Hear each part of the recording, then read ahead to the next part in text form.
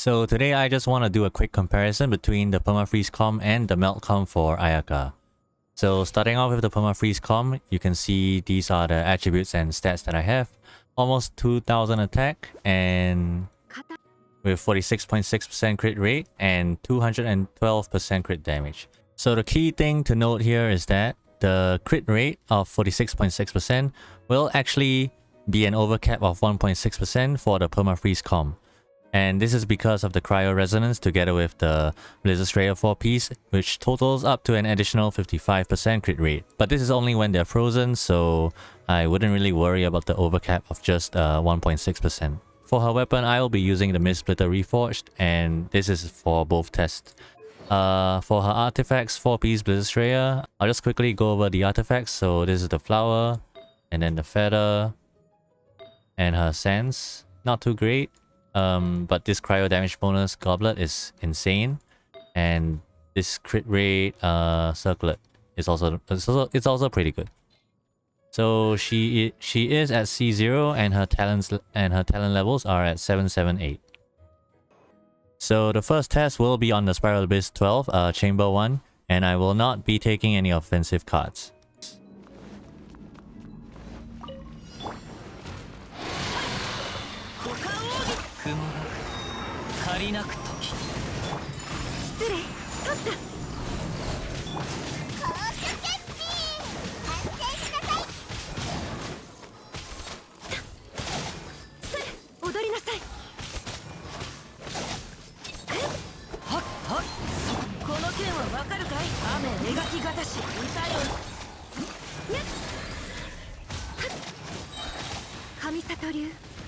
If this hits twice, I mean on both enemies, it's gonna be real unfair for the next test actually. Because usually I don't think her ultimate will hit both the Geobishops.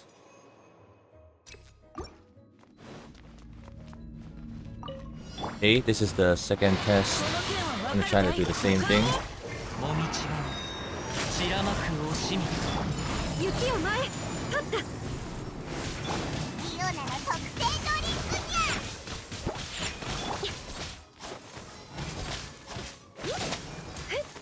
I really overestimate the amount of the duration of the cryo buff actually.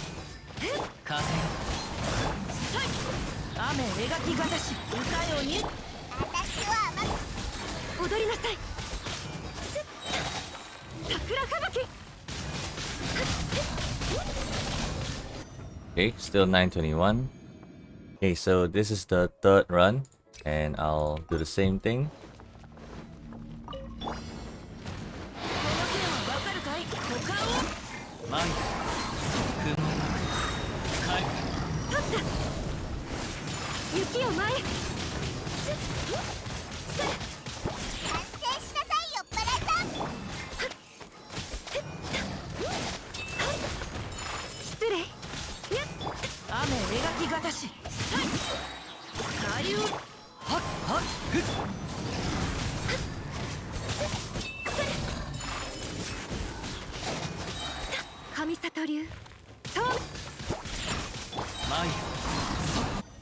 Also 921. Okay, that's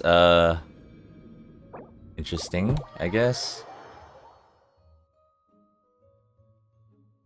So for her Melt com, the main difference is, you know, I'm using a 2-piece Noblesse Obliged set and a 2-piece Blizzard Strayer, because the 4-piece Blizzard Strayer set bonus isn't really that great for Melt coms, obviously, because, you know, you don't really get much of the crit rate bonuses, and not to mention the frozen one is never gonna happen. So yeah, I'm still using the same weapon, you know, same stuff and everything. And these are the attributes in general. So crit rate 56.7%, together with the cryo bonus will be an additional 15%. Shut up. With another 15%, so that is about 71%. And yeah, let's just go right into it. So this is gonna be the first run of the Melt team com, and we'll just see how it goes.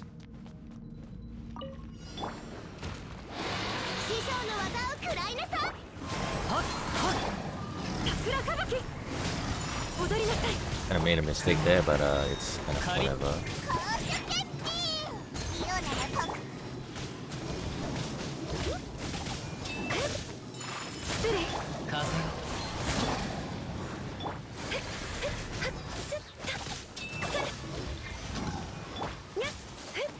I am struggling with energy.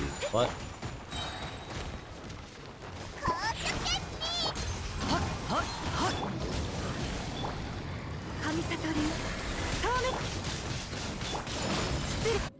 Oh, that went quite terribly at the end, but you know, that was 917 remaining, just slightly slower than the Permafreeze comp. Alright, so this is the second run, and we'll see how long it takes.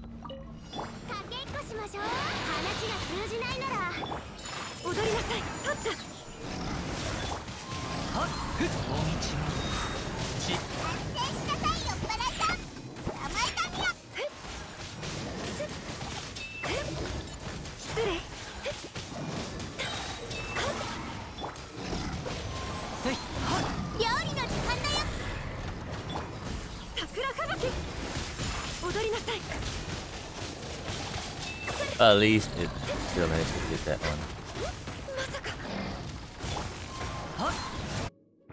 Okay, just a little choke at the end, but that was 923 on the second run. This is gonna be the third run, and we'll just take it as it is.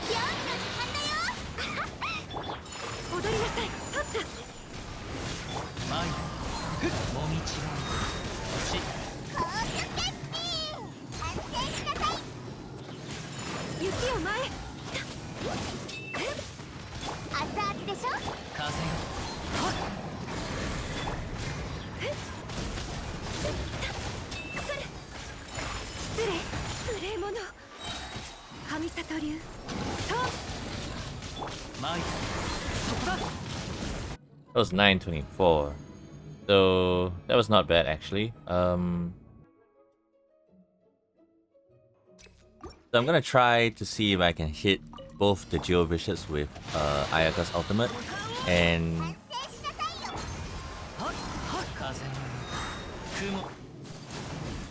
let's see if this can hit too.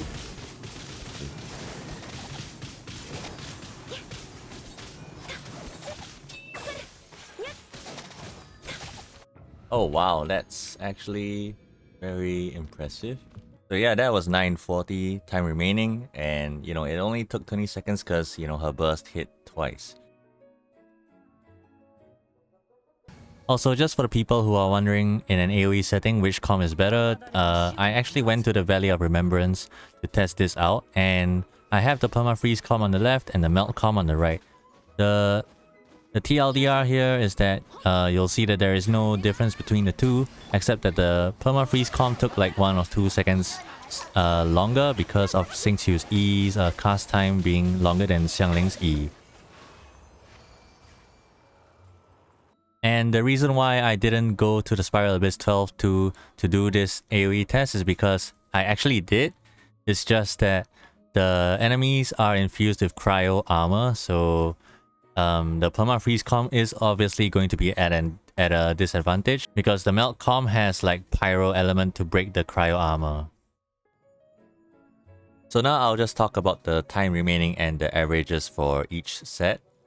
So the first one, which is the Permafreeze comp testing, most of it was 921 time remaining, except for the first one where I was quite lucky and I managed to get the ultimate to hit both the Primo Bishops. So the first run was 922 time remaining, so that's 38 seconds, but the following second and third run was 921 remaining.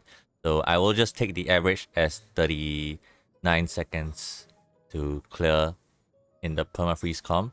And for the second set, which is the Melt comp, let's see, if I pull up my calculator, so the first run was 43 seconds, the second run was 38 seconds, and the third run was 36 seconds. So this basically totals up to 117 seconds, and if I divide by 3, it is also 39 seconds. So really the key difference here between the Permafreeze comp and the Melt comp really just depends on the flow that you have going on. So like if you can't get like a good flow going with the melt comp. For example, like Xiangling's burst is not ready all the time, or like you're having trouble with her energy, or you know, even having to plan your Anemo character to absorb pyro. That's also another thing that you need to take into account. Otherwise, your melt damage will significantly be decreased. So really, if you can get this going, it will probably be superior, probably. But the chances of you achieving a better flow and a better rotation with the Permafreeze comp is a lot higher, especially if they can be frozen, right? Against elite or boss enemies, if they can't be frozen, then you might want to go with the melt comp instead. Because if they can't be frozen, then you also lose like 20% crit rate from the 4-piece Blizzard Slayer. I mean, you technically don't lose it, you just don't get the extra 20% crit rate. Regardless, there isn't really a significant difference between the two. Like, their average is still really similar, so just play what you want and what you enjoy, and that's probably the most important thing. So if you found this video helpful, do hit the like and subscribe button, and I will also be streaming on Twitch at It's Bun Bun. So it's kind of where I plan to make educational streams or like advanced things like character testing, mechanics, and all that kind of stuff. So in the end, it's just trying to help you either get more information or like to help you with your Spiral Abyss if you ever need to. So yeah, that's pretty much it. So thanks for watching and thanks for your support. Also, if you haven't realized, I got a new mic.